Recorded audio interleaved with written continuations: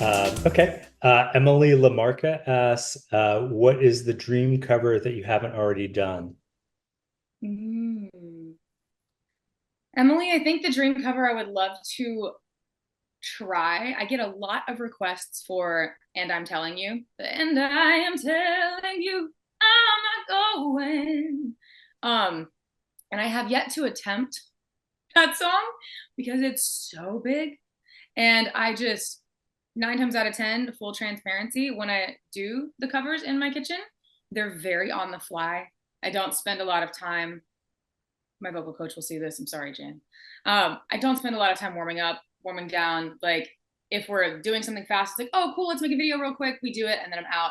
And that is one of those songs that really requires like a lot. You have to warm up. You have to practice that. It's not just a like, oh, on the fly kind of song. So I would say that is one that I would love to actually attempt and work on. Right. Incredible in sync asks, I love all the in sync I hand. know. I'm loving all of the in sync vibes. It's such a vibe. You're big with the in sync I know. Hey, I'll take it. and gals.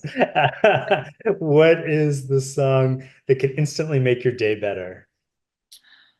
Oh, okay. There is this song. Oh, what is the band?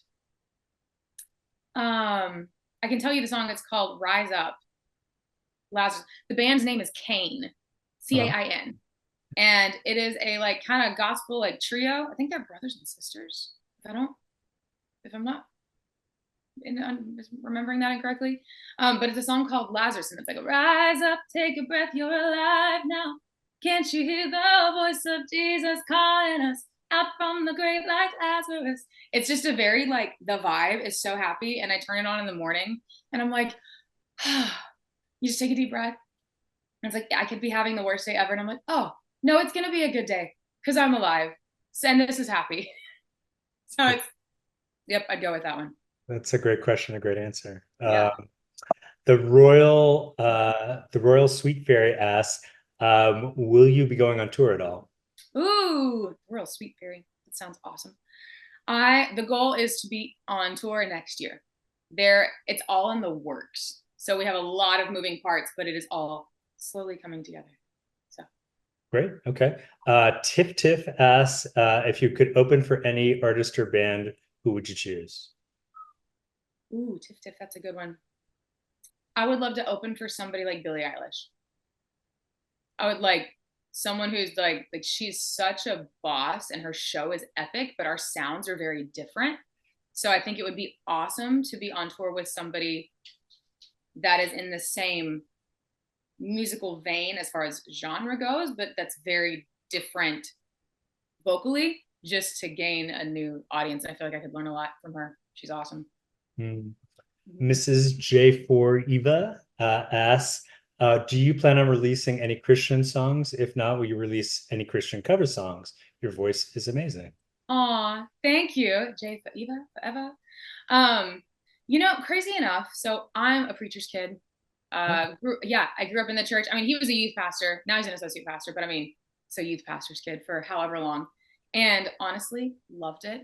I'm really, really blessed to have the parents that I do. They're incredible.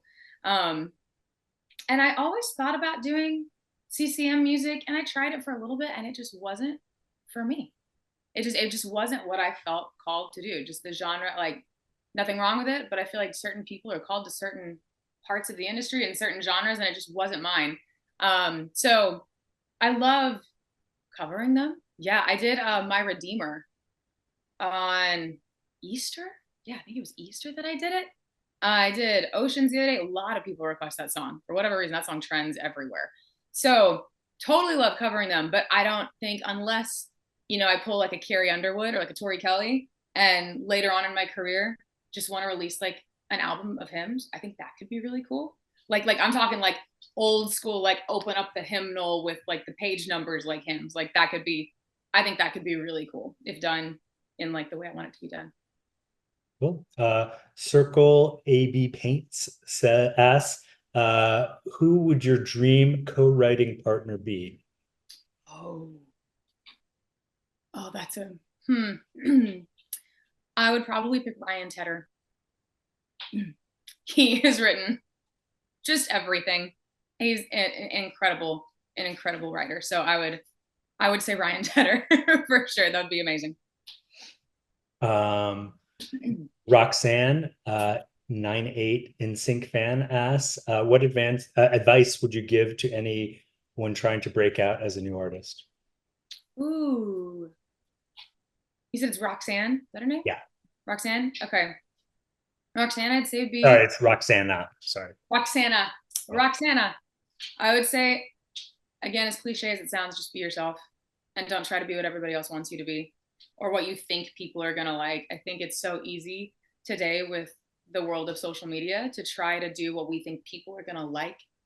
And it wasn't until I stopped caring about what I thought people were going to like that I felt comfortable enough to do what I do all the time. And then people liked that because I was just being me.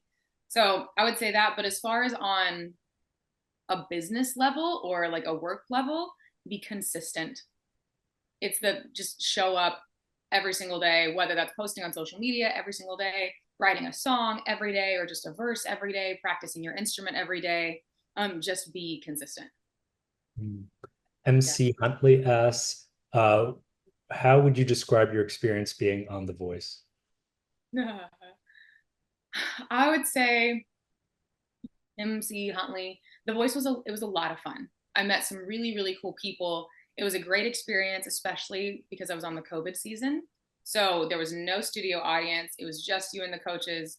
I lived in the Burbank Marriott for like 3 months and couldn't. Oh, I'm so sorry. My cat.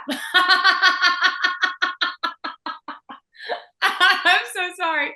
No My worries. cat literally just ran in here, attacked a plant, clawed the plant, and threw it onto the ground, and then just ran out. I'm sure the plant did something wrong. Oh my gosh, I'm so sorry.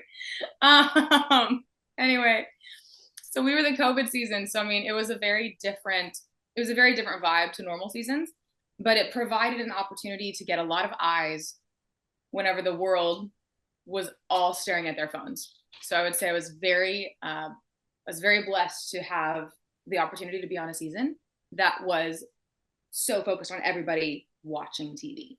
Mm, So it gave me a lot more eyes than I think I would have gotten normally. that's interesting. Mm-hmm. So final fan question is from Elise.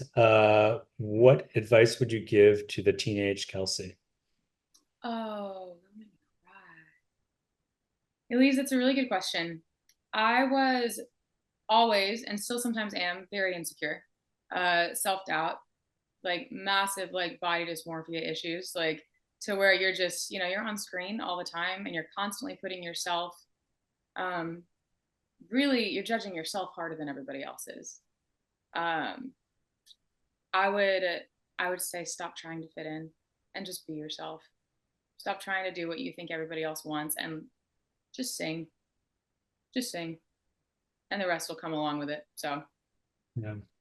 Thanks for watching the uInterview channel. With over 3,000 original celebrity videos, we have one of the largest collections of celebrity interviews anywhere. So remember to like and comment on our videos and subscribe to the channel. If you want to get more involved, you can become a member of the channel.